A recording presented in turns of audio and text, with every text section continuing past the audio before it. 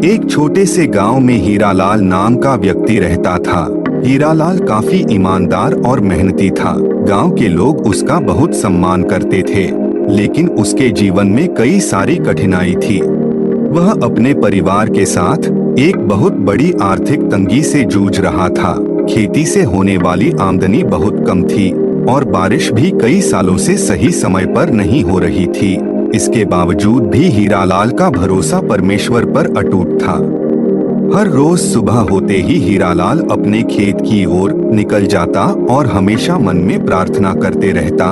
एक दिन जब वह खेत जोत रहा था तो उसे मिट्टी में दबा हुआ एक पुराना बक्सा मिला। वह हैरान था। उसने जल्दी से मिट्टी हटाई और बक्से को बाहर निकाला। बक्सा बहुत भारी था। उसने सोचा कि इसमें कोई खजाना तो नहीं है, लेकिन उसी समय एक दूसरी आवाज आई और वो आवाज पवित्र आत्मा की थी।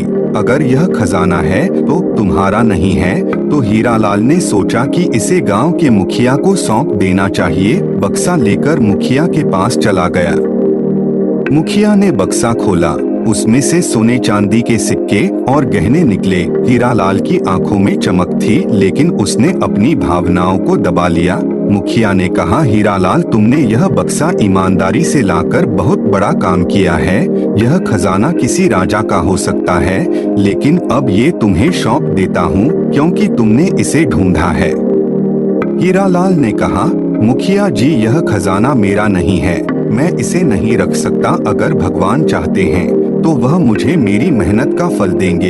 हीरालाल ने खजाना छोड़ दिया और मुखिया के घर से चला गया। हीरालाल जब अपने घर गया तो सारी बात अपनी पत्नी को बताई तो उसकी पत्नी कहने लगी, खजाना को रख लेना चाहिए था। क्या पता यह खजाना परमेश्वर ने हमें दी हो। हीरालाल के मन में भी कहीं न कहीं यह विचार आने लगा था कि क्या उसने सही किया या नहीं। समय बीतता गया। हीरालाल की आर्थिक स्थिति और भी खराब होती गई। अब वह केवल परमेश्वर ही उसकी उम्मीद थी। एक दिन उसकी पत्नी ने कहा, हम हमेशा परमेश्वर पर भरोसा करते आए हैं, लेकिन क्या परमेश्वर हमारी प्रार्थनाएं सुन भी रहे हैं? क्या तुम्हें नहीं लगता कि खजाना ही परमेश्वर की ओर से थी? हीरालाल ये सुनकर चुप हो गया। उसको भी लगने लगा कि मेरी पत्नी सही तो नहीं कह रही है, लेकिन हीरालाल के मन में परमेश्वर पर विश्वास था। एक दिन जब हीरालाल और उसकी पत्नी भूखे थे और उनके पास खाने के लिए कुछ नहीं था, हीरालाल ने फैसला किया कि गांव के एक अमीर व्यापारी से मदद मांगेगा। वह व्यापारी के पास गया और अपनी स्थिति बताई।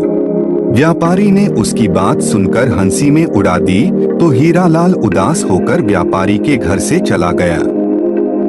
घर पहुंचकर उसने घुटने टेककर परमेश्वर से प्रार्थना की। उस रात हीरालाल को एक सपना आया। उसने देखा कि एक दूत आकाश से नीचे आ रहा है। दूत ने कहा, हीरालाल, तेरा विश्वास परखा जा रहा था। जो खजाना तूने छोड़ा वह तेरे लिए नहीं था। असली खजाना जल्द ही तुझे मिलने वाला है। अगली सुबह हीरालाल जब जागा तो उसने फैसला किया कि अब वह किसी से मदद नहीं मांगेगा, नहीं अपने फसलों पर पछतावा करेगा। उसने अपने खेत पर काम शुरू किया, पूरी तरह से मेहनत में जुट गया। कुछ ही दिनों में गांव में बारिश होने लगी। वह बारिश इतनी प्रचंड थी कि सभी किसानों की फसल लहराने लगी। साथ ही हीरालाल की फसल भी लहराने लगी और धीरे धीरे हीरालाल की स्थिति पहले से सुधरने लगी। हीरालाल अब पहले से अधिक धनवान हो चुका था, लेकिन वह अब भी वही विनम्रता और ईमानदार व्यक्ति था। उसने उस खजाने को नहीं चुना, लेकिन उसे अपनी मेहनत, ईमानदारी और परमेश्वर पर भरोसा किया। गांव के लोग हीरालाल को देखकर हैरान हो गए। मेरे प्रियो, कई बार परमेश्वर हमको सही समय पर उत्तम चीज देते हैं। मेरे प्रियो, और परमेश्वर हमारी परीक्षा भी लेते हैं। हमको अपने विश्वास में स्थिर रहने की आवश्यकता है। चाहे परमेश्वर कुछ दे या ना दे, जो हर एक परिस्थिति में विश्वास में रहता है, परमेश्वर उसको सबसे उत्तम चीज देते हैं।